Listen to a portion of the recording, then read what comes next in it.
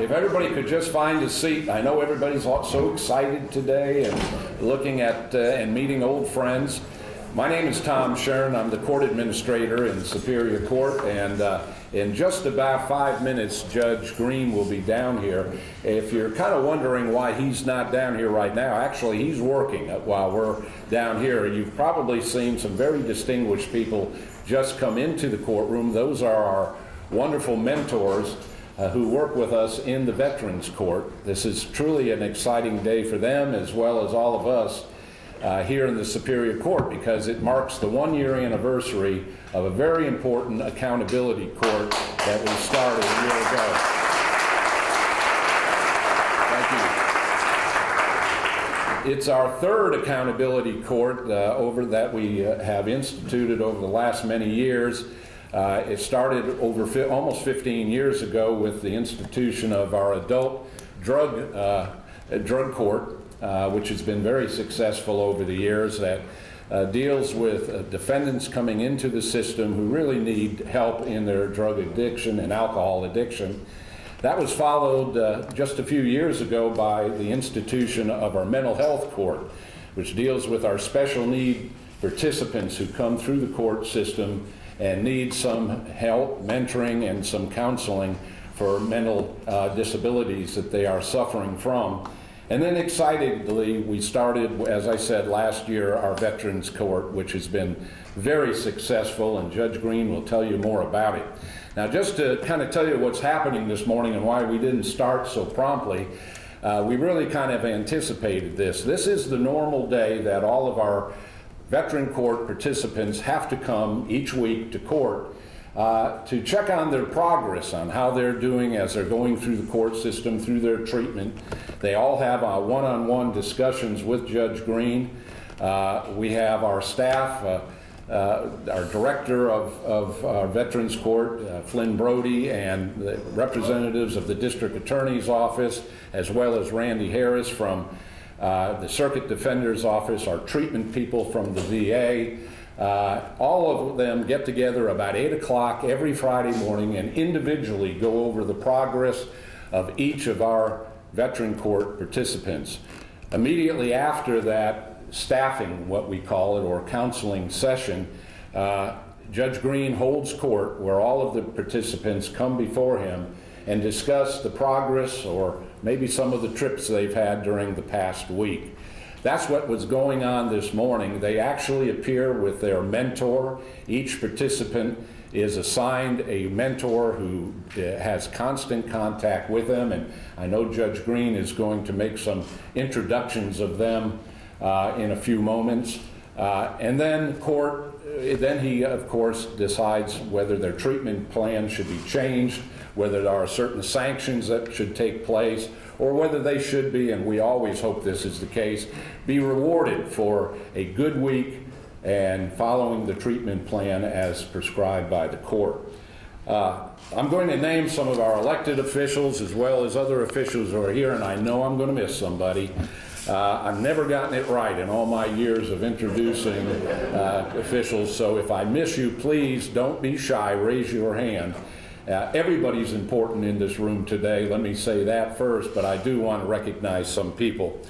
This is going to be mostly alphabetical, so officials, please don't take any umbrage by it, okay? First of all, Chief Deputy Sheriff Milton Beck is here today. That's what you get for having a last name starting with B, okay? The Honorable, one of our county commissioners who's always here for every one of our court functions and swearing-ins, the Honorable Joanne Burrow. Our Deputy Court Clerk in the State Court, Robin Bishop, is here. See, I'm going alphabetically. Our senior judge and a very important person in the veterans program because he is a veteran. And I can remember about 4 or 5 years ago when I first got in this job, he got in touch with me. He said, you know, why haven't we started a veterans court? I want to send you some information. I said, well, yeah, go ahead, send it over. That was about 150 pages of how you should put together a veterans court, and it really got our attention early. The Honorable G. Grant Brantley. Yeah. From our state court, the Honorable Melody Clayton here, Judge Clayton. The clerk of our state court, Angie Davis. From the Superior Court, one of our judges, and just finished her 2 years. She had to put up with me day in and day out. Was our chief judge until the beginning of this year, the Honorable Adelphi Grubbs. Our newly elected, although she's certainly been on the bench a good, almost over a half a year at this time, the Honorable Ann B. Harris, Judge Harris. Our Chief Magistrate Judge, Honorable Joyette Holmes. Another one of our Superior Court judges, the Honorable Lark Ingram. And another of our Superior Court judges, the Honorable Latane Kell. Judge Kell also aids and helps in our adult drug treatment court as well. Our District Attorney, the Honorable Vic Reynolds, here. Our Chief Judge now, and he's seeing me every day, and I apologize for it every day, the Honorable J. Stephen Schuster. One of our state court judges who has her own family court, accountability court, very successful for many years, the Honorable Juanita Stedman. A very important lady who's from the VA administration, and I know the judge is going to recognize the wonderful work that the VA hospitals and the VA administration does with us. Ms. Leslie Wiggins, if you please stand. The Honorable from the probate court, and they're all honorable, but the Honorable Kelly Watt. And finally, but not one of our fellow, I mentioned the DA's office, Brendan with the DA's office, and everyone. Mike Reese from the Sheriff's Office who works with us. Mike's here. There's Mike in the back. Okay. All right. Now, at the peril of losing my job, who did I leave out?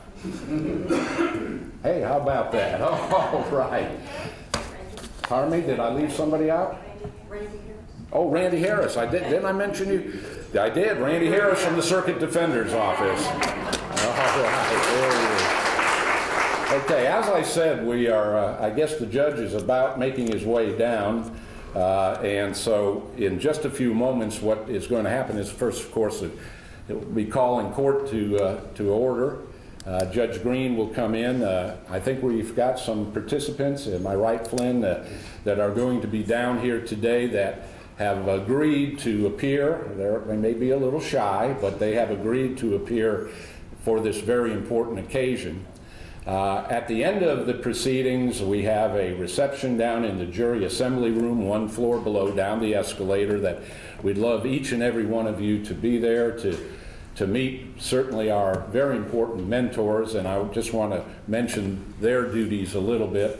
And to meet our staff who work very hard to ensure that our veterans who unfortunately have come into the court system are treated in a special way. Now, we don't give them any special treatment, but a special way, not only thanking them for their service to our country, but also realizing that many of their problems have either come from or have been exacerbated because of their service. So I hope you're going to enjoy today. I think you're going to find it very fascinating, a snippet of what goes on every week in Veterans Court. And let me just finally mention something about our mentors. One of the things we found out very early in this program, and it said the essential success of any Veterans Court is in the relationship of mentors with the participants. These mentors are all distinguished members, former members of the military. They're retired. They're not paid anything to be here. They do it on their own. They have constant contact, sometimes daily, with their participants during the week. And many times they're there when that participant goes through a particular crisis. They appear in court every week with the mentor. They give their own status report. That's very important for the judge to hear from the mentors. And they are supportive of the program, not only just because of the person they are mentoring, but also the program as a whole. I'll tell you how supportive they are. We actually have more mentors than we have participants at this time. Although that's not going to last for long. We're every day getting more participants in the program. But it just has really struck me every week that we go into the Veterans Court, automatically, good, great, automatically, all of these mentors are there. Whether they have a participant or not, they are in the court watching the proceedings and being supportive to these veterans who have come through the court system. So at this time, I'm going to ask the court if they would call court to order for the Honorable Judge Reuben Green. All rise, please. Superior Court of Cobb County is now in session. Honorable Judge Reuben Green presiding. Oh, hey, I forgot the most important part. See, we've already done Veterans Court once before I came in here, so I'm so used to saying the pledge when I started off that I forgot today. So will you say the Pledge of Allegiance with me?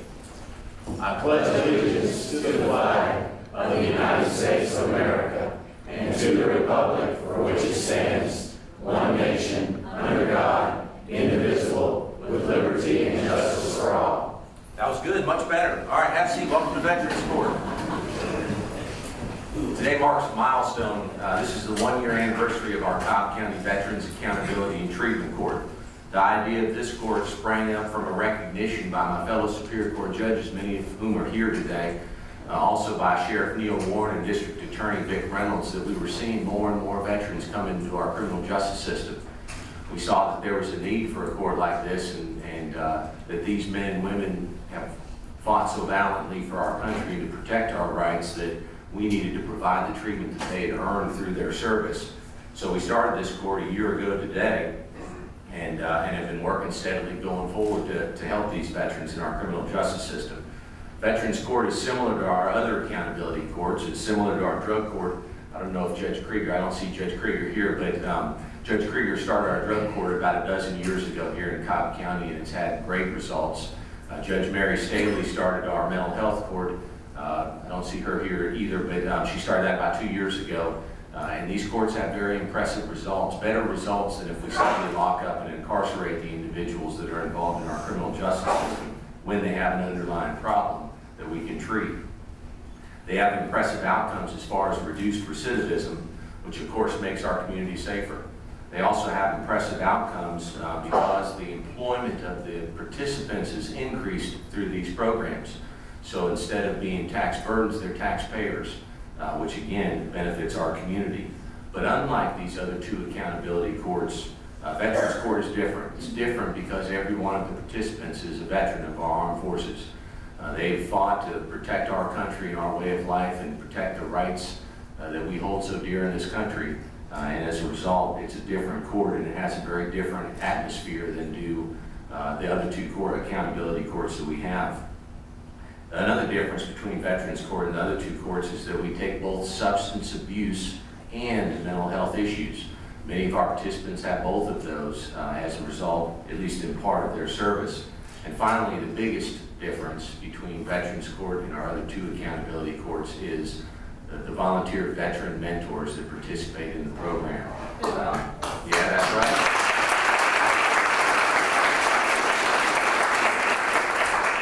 We veterans have a unique experience, and that unique experience makes us uniquely qualified to address some of the issues that we have when we come back from serving our country.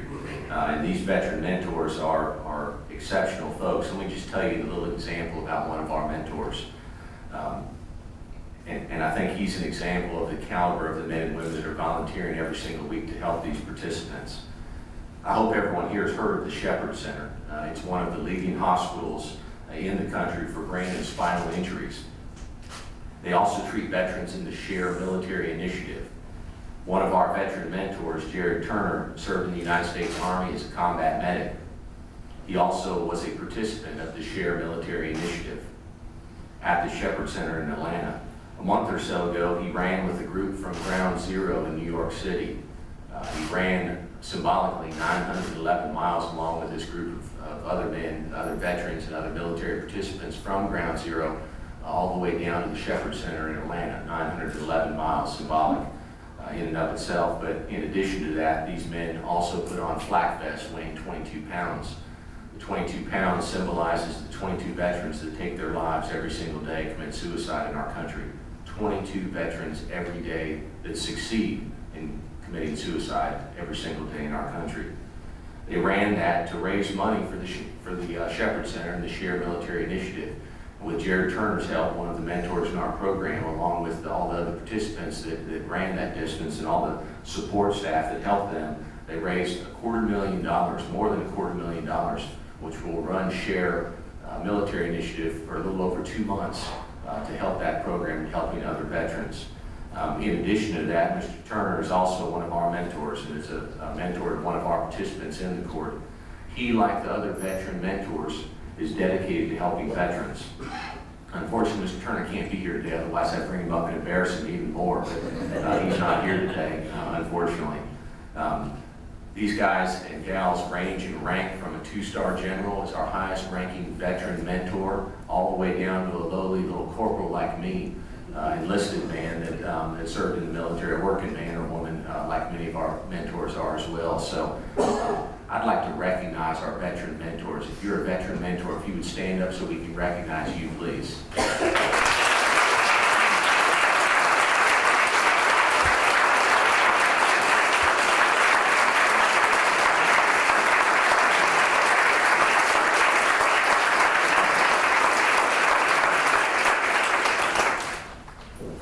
Don't know about accountability courts, each week we have Veterans Court. We do like the other accountability courts in the sense that the team meets before we come into court. So at 8 a.m. this morning we met, at 9 a.m. we usually have Veterans Court, and like I said, we've done that this morning upstairs, and then just have a few that we're going to bring down before you today. But the team is a multidisciplinary team, which is a unique aspect of accountability courts. Sitting around the table each week, talking about each individual participant, how we can help them, how we can keep them going forward and making progress in their treatment, what we need to do as far as whatever that treatment is, or when they make mistakes, we sanction them, I sanction them.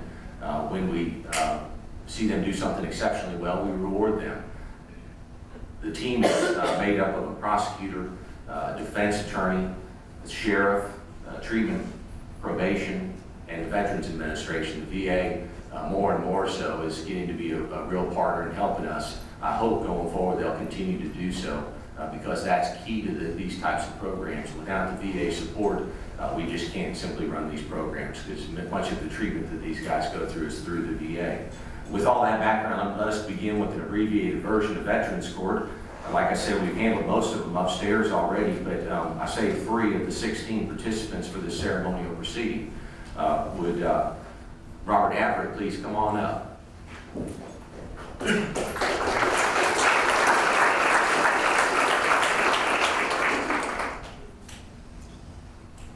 Mr. Everett's one of our participants. He's an Army enlisted man, and he's joined today with his mentor, Gary Stroud, who was a Lieutenant Colonel in the United States Army and also an OEF Operation Enduring Freedom veteran.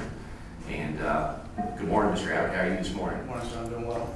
It's good to see you this morning. How did this week go? It went fantastic. Good. A couple cuts, some blisters. It was all worth it. Yeah, how so? Why do you have all these? We went camping on Tuesday night. Yeah. And it was a 3.5-mile hike in. The trail was a difficult rating, which I didn't look at beforehand, but it consisted of a 90-foot, 70-degree climb with all the camping gear on. But it was beautiful. Oh, that's good. So Mr. Everett got a reward this past week. He had the opportunity to go camping along with a friend of his and went and stayed the night out in the woods. And I told him I thought he was crazy. I gave that up when I got out of the Marine Corps. I decided I'm not doing any more of that camping or hiking stuff because the ground's too hard as I get older. But I'm glad you had a good time. Yes, sir. The ground was hard. Good. Last week you had an appointment, I think, with Mr. Shoemaker, a Yes, local attorney that was volunteering to help you. How did that go? It went well. Good. Got all the paperwork done. And they're going to be fine. Good. Good. Well, I'm glad that's working out. He's himself a veteran and has volunteered to help in this case and help you out, so I'm glad that that's going well. What's going on the job front? I'm still looking. Okay. I'm trying to find something that will make me feel like I'm actually working instead of feel like a dead end job. Okay. Have you met with the Department of Labor folks yet? I talked with them last week. I'm going to Okay. talk to them again this week afterwards. Okay, good, good. I know they've been helpful to some of our other participants, so hopefully the Department of Labor folks can help you out, kind of get you into a better job. I know you've not had any trouble getting jobs in the past, but we would like to get you a job where you're moving forward instead of just kind of, like you said, a dead-end job, so that's good. You've got a mental health appointment coming up on June 29th? Yes, sir. Okay, good. All right, well, Mr. Abbott, one of the reasons I brought you down today instead of handling your case upstairs was wanted to recognize you because you're phasing up to phase 3 this week. Yes!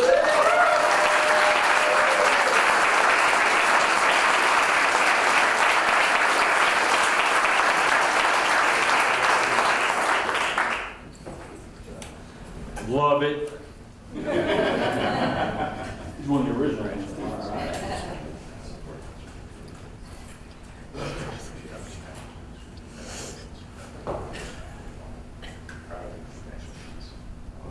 Okay, get a Kodak moment. I like my Kodak moments. A little closer. All right, 1, 2, 3.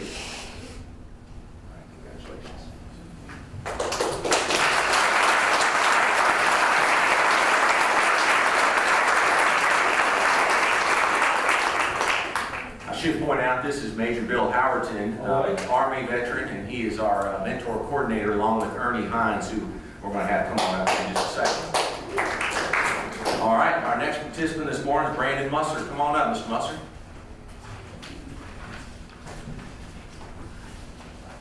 Dressed in tennis shoes. Good morning, Mr. Musser. How are you this morning? I'm doing well, Your Honor. You're looking sharp today. Thank you. You got all dressed up for us. I like it. All right, it's good to see you. You're joined by Peter Barrier, the U.S. Army veteran, colonel, and also an Iraq and Afghanistan vet. Thank you for being here. How did this week go? Went very well, Your Honor. School's going very well, and began TRP on Thursday with Ms. Baines over at the VA. Great. How did that go? Was it just sort of introductory, or did you start? It was mostly introductory, just touch bases on a few things to begin identifying where we're going to begin at. Okay. Good. TRP, for those that don't know, is Trauma Recovery Program, and it deals with many of our veterans that have post-traumatic stress disorder issues or post-traumatic stress from their experiences in combat. So it's been a very good program through the VA so far for many of our participants. Mr. Musser actually asked to go into the program, which was not a requirement of his treatment. He volunteered, he wanted to go do it, so which I thought was a very good thing. Mr. Musser is also one of our students at college at Chattahoochee Tech and has been doing very well. He last semester took 18 credit hours and he got a what GPA? 3.8, Your Honor. 3.8.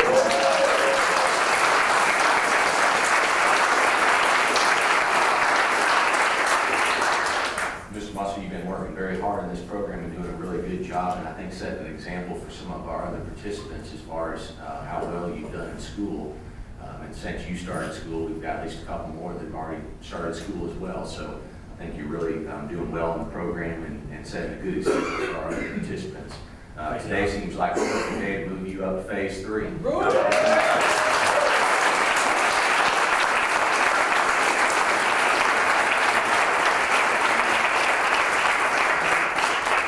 I forgot to say that Mr. Musser's a Marine like me, so.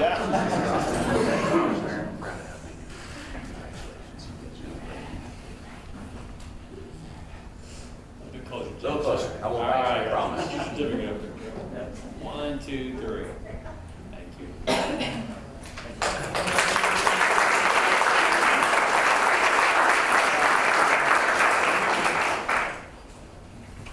Now, it's not always all happy. I gave you guys the happiest stuff today. Sometimes there's sanctions and sometimes people mess up and are held accountable. That's part of the accountability portion of the program. But next one's Kenneth Coleman. Come on up, Mr. Coleman.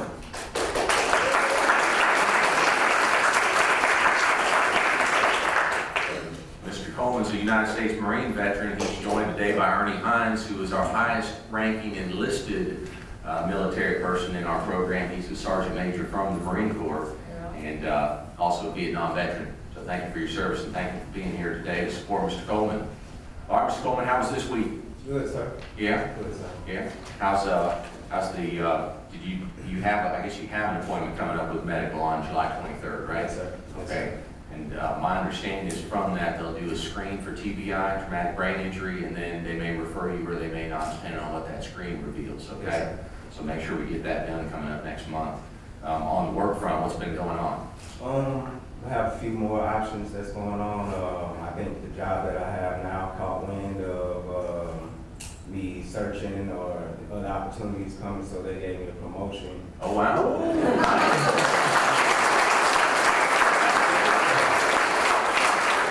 Now, does the promotion take you to a level that you want to be at, or are you still interested in these other I'm still opportunities? interested in other opportunities. It just gives me a little less stress or a little less anxiousness about, you know, it helps me to make my decision a little more comfortably. Okay. Where it's not, I can take more time. That's right. Until it's urgent. Yeah. Or anything. Good. Mr. Coleman completed a peer counselor training program through the Veterans Administration, and that allows him to be a counselor to other veterans, which is a great thing. And it also, everybody's clapping, y'all want to clap.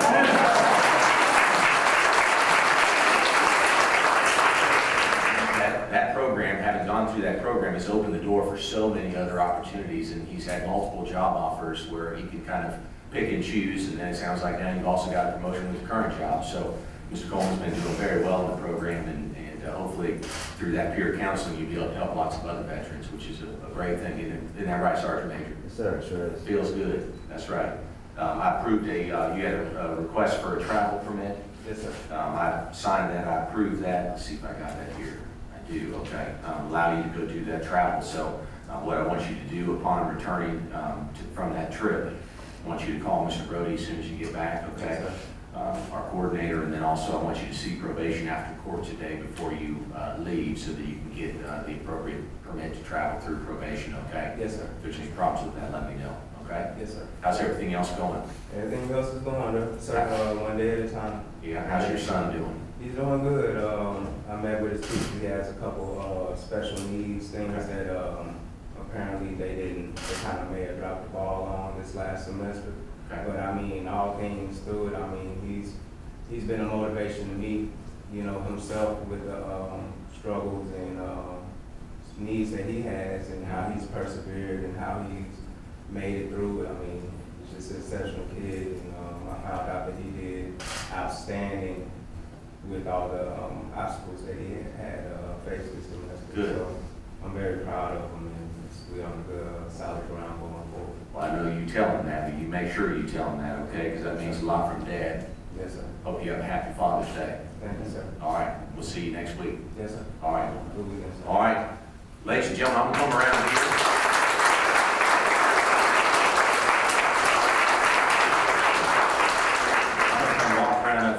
I got a couple of presentations to make just to a couple of folks, and then we're going to have a reception downstairs. So I'm going to walk around and y'all just remain seated. I'll be right back.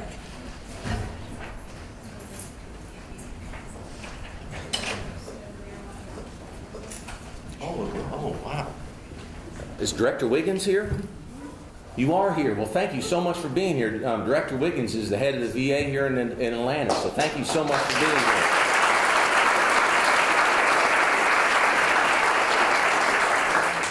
I'm so excited to have you here. I did not know you were here. Would you come on up? I've got something to present to you. How about that? What a surprise. You show up and you get recognized. Please come on up. There's a tradition in the military that you exchange coins. Is one of those things. Thank you so much for being here. Oh, yeah. Really appreciate you being here. So great. You're doing great work. Thank you. There's a tradition you exchange coins, and there's lots of different stories about how this started, but most military units have some sort of coin that they exchange, that they carry with them to establish that they're part of that unit. And so what we've done for Veterans Court is we've established a coin for our Veterans Court that we're able to exchange for certain special occasions. Our first one went to Bill Howerton.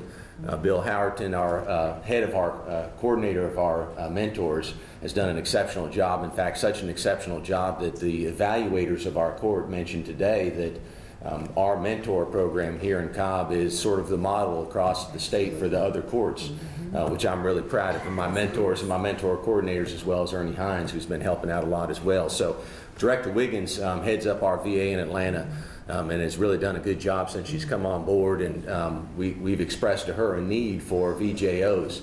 And you see we've got a VJO sitting at the table after talking with her about that. We can't have our court work without our VJO that can kind of give us the up-to-date information about their treatment.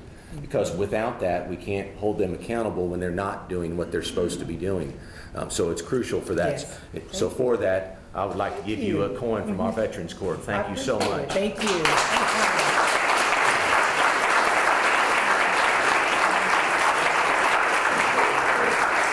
Now, there's so many folks I'd like to recognize. I just want to do a couple, though, because without these folks, this court would not have started, would not be working. So if I could get the district attorney to come on up here. Come on up here, Vic Reynolds. The district attorney here in Cobb has done an exceptional job with prosecuting criminal cases and making those tough decisions, sometimes not to prosecute when it's appropriate. He's also been a big advocate of our accountability courts, helping with our drug court, our mental health court, and also with our now Veterans Court. He's been a big proponent of that, recognized we had a need for that, and he has dedicated an assistant district attorney to help us with that. One assistant district attorney dedicated to each of the 3 accountability courts, which is huge for our courts because it gives us some consistency between the accountability courts as far as what you need to do, as far as treatment, as far as what you need to do with respect to sanctions when people don't do what they're supposed to do. I'd like to recognize District Attorney Vic Reynolds this morning as well. So you got to shake for us. Thank you.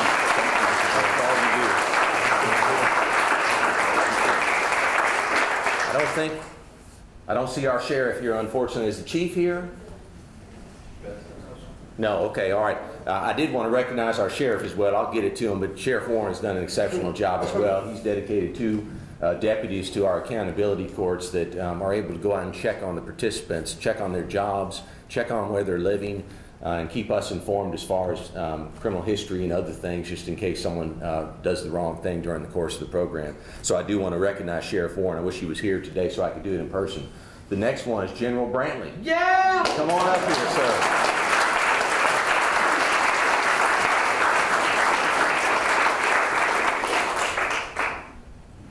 It's his birthday the other day, in case you didn't know that. Oh, man. We're not going to sing happy birthday. We're going to give you a break today. Thank you. I wanted to recognize Judge Grant Brantley. Judge Grant Brantley is one of our senior judges here in Cobb County. He's also our 2nd highest ranking guy in the Veterans Court. He's a 1-star general, and he is my primary backup for Veterans Court. I can't always be there every Friday, and when I'm not there, if I'm off at training or hopefully a vacation every now and then, I look around, my wife's here somewhere, so you know that he can fill in for me and keep that consistency. And I think the men and women at Veterans Court appreciate his service and appreciate him being here. So I also wanted to recognize him with one of our coins as well. So well, you got to shake my hand.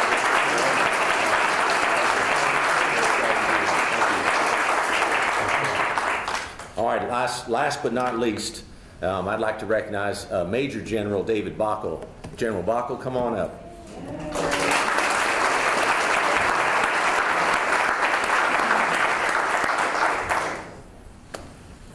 Thank you. Major General David Bockel, he's our highest ranking guy, 2-star general that volunteers his time to help our participants, which is incredibly huge and very impressive that he does that, but he's done a lot more than that. He also worked to help the legislation get through that allows the establishment of veterans courts. Worked tirelessly on that down at our state capitol and trying to get that process rolling, and was successful in that. He's also the chairman of our board for our brave Veterans Fund, Bravo Victor Fund, our 501c3 that we're establishing. He's chairing that. He's been helping with the establishment of that, and that will allow us to fill those gaps when we have an emergency issue with one of our participants. Can't use state funding, we can't use federal funding for whatever it is. We can use this 501c3 funding to help fill those gaps when we've got some sort of emergency expenditure we need to do. And so I really appreciate his service to our veterans, and thank you. Thank you, sir.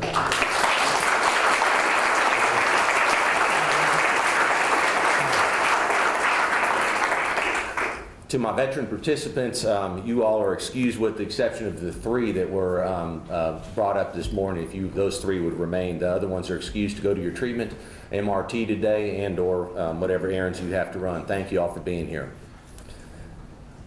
I want to thank everyone for being here. I know I've got a number of distinguished guests, some of my colleagues and some other elected officials.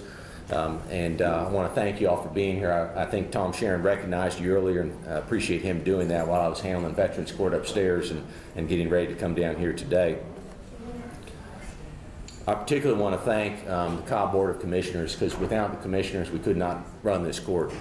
They allowed us to apply for grants for funding for this court, both the state and the federal grant that have provided all the additional funding we need instead of using county taxpayer dollars. So that's been huge to fill those gaps. If we can't get all the treatment we need through the VA, or we have housing issues, or we have whatever else it is, we can fill those gaps with that federal and state funding that we've received through grants. Without the commissioners allowing us to do that, we could not do that. So I know there's at least one commissioner I see here. There may be more than that, but I thank you all for allowing us to do that.